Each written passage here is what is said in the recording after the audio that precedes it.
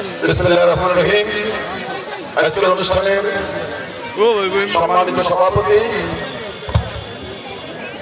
উপজেলা বিএনপির সভাপতি, সাধারণ সম্পাদক, সাংগঠনিক সম্পাদক সহ উপজেলা নেতৃবৃন্দ, ইউনিয়ন বিএনপি নেতৃবৃন্দ, ওয়ার্ড বিএনপি নেতৃবৃন্দ, মঞ্চবিষ্ট সকল নেতৃবৃন্দ এবং প্রিয় বুজুর্গবাসী, আসসালামু আলাইকুম। ইতিমধ্যেই অনেক নেতা বক্তব্য রেখেছেন, আমি বক্তব্য রাখতে চাই না। আমি আমার কথাগুলো আপনাদের সামনে তুলে ধরতে চাই। আপনারা জানেন, গতকাল বা গত বছর এখানে সমাবেশে বলা হয়েছে আমি বিদেশ থেকে টাকা এনে চক্ষু শিবির করি। আমি একটা ছোট্ট উদাহরণ দিতে চাই। ৩-৪ মাস আগে আমি চাঁদপাই ইউনিয়নের একটা ছোট্ট বাচ্চা রোকেয়া খাতুন, তার চোখের অপারেশন করেছিলাম, একটা জটিল অপারেশন। ৩৭,০০০ টাকা খরচ হয়েছিল শুধু অপারেশনাল লেন্সের জন্য। আর পরীক্ষা নিরীক্ষা সহ 3 বার ঢাকায় গেছে, ফ্যামিলি সহ। আমার মনে হয় 55 থেকে 60,000 টাকা খরচ করা হয়েছে তার পিছনে। যারা এই সমালোচনা করে পারে তারা ভোটের জন্য মিথ্যাচার করছে।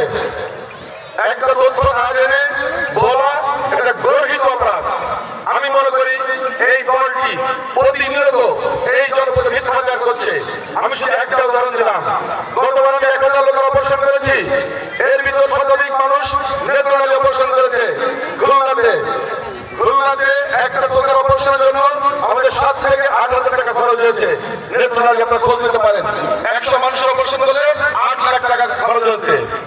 যারা এই সমালোচনা করেছে তারা 8 টাকা দিয়ে সাধারণ কোনো মানুষকে সহযোগিতা করেছে কিনা সেটা আমার প্রশ্ন।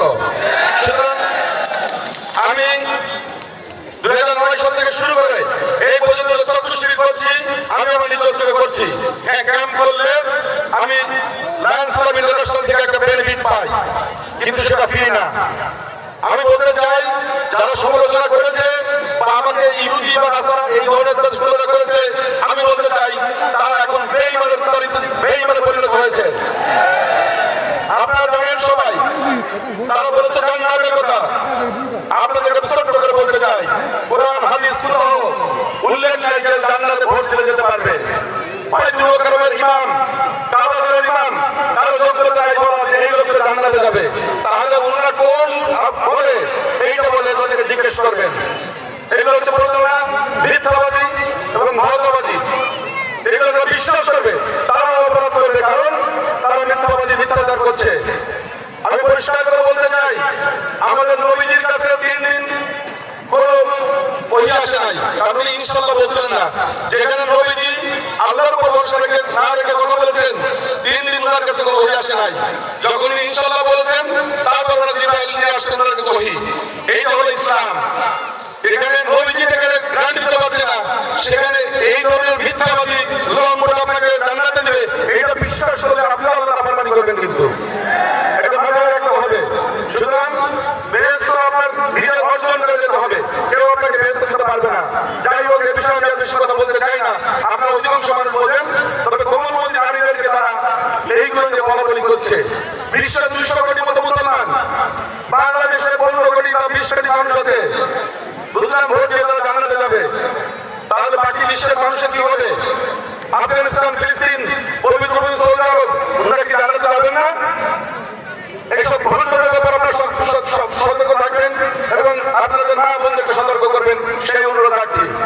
আমি বলতে চাই, আমাদের জনপদে এখানে আসার আগে আমাকে অনেকেই বলেছে একটি বিষয় আপনি বলবেন, সেটা হচ্ছে নিরাপত্তা। আমি আপনাদেরকে দৃঢ়তার সাথে বলতে চাই, নিরাপত্তার প্রশ্নে আমি আপসহীন। এখানকার হিন্দু, মুসলিম, বৌদ্ধ, খ্রিস্টান সবাই আমরা একসঙ্গে এই জনপদে শান্তিতে বসবাস করবো। কেউ যদি বিশৃঙ্খলা করার চেষ্টা করে আমরা কঠোর অবস্থা পালন করবো এবং যে কোনো মূল্যে আমরা সেই তাকে নির্মূল করবো ইনশাআল্লাহ। এখানে কোনো মাদক কারবারি করে রাজ্য হবে না, এখানে হবে শান্তির রাজ্য। মাদক কারবারিকে আমরা নির্মূল করবো ইনশাআল্লাহ।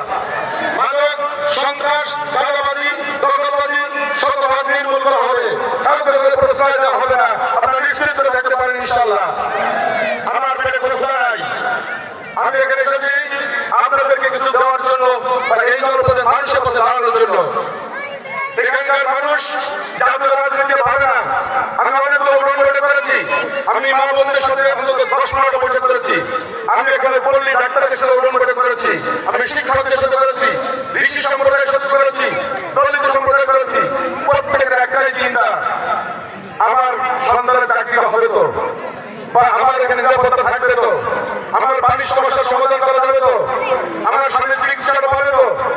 এইটাই হচ্ছে চাহিদা। সুতরাং আমাদেরকে এইগুলোকে চিন্তা করতে হবে, কিভাবে এই জনপদের মানুষের জন্য কর্মসংস্থান ব্যবস্থা করা যায়, সেটাই হচ্ছে আমাদের মুখ্য বিষয়। কিভাবে এখানে শিক্ষা ব্যবস্থাকে ধীরে সাজানো যায়, যার মধ্য দিয়ে আমাদের সন্তানরা লেখাপড়া শেষ করে তারা চাকরিতে ঢুকতে পারে। আমরা এমন ভাবে শিক্ষা ব্যবস্থা সাজাতে চাই যেন তারা আগামীতে বিদেশি ভাষা প্রশিক্ষণ নিয়ে এখান থেকে তারা দক্ষ শ্রমিক হিসেবে বাইরে গিয়ে কাজ করতে পারে। আমাদের যারা নারী আছে, যারা নার্সিং পেশায় আছে, তাদেরকে প্রশিক্ষিত করে ভাষা জ্ঞান দিয়ে আমরা তাদের জাপানে পাঠাতে চাই। বাংলাদেশ সরকারের পক্ষ থেকে প্রতি বছর অসংখ্য মানুষ বাইরে যাচ্ছে, কিন্তু এই জনপদের মানুষ সেই সুযোগটা পাচ্ছে না, কারণ এখানকার জনপ্রতিনিধি ওইটা নিয়ে ভাবেনি। আমি এসেছি ওইটা নিয়ে ভাবতে, যাতে প্রত্যেকটা জনপদ থেকে অন্তত একজন দুইজন করে প্রত্যেক বছর আমি বিদেশে পাঠাতে পারি।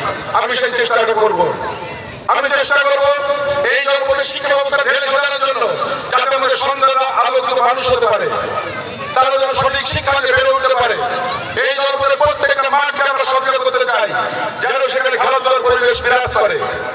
আমরা চাই এই জনপদে যে হাসপাতাল আছে, সেই হাসপাতালগুলোকে স্বাস্থ্য সেবা নিশ্চিত করতে। আপনারা জানেন জঞ্জন হাসপাতাল আগে সিজার অপারেশন ছিল না, খুলনা বাগেরহাটে বা অন্য জায়গায় গিয়ে করতে হতো। আমরা এখন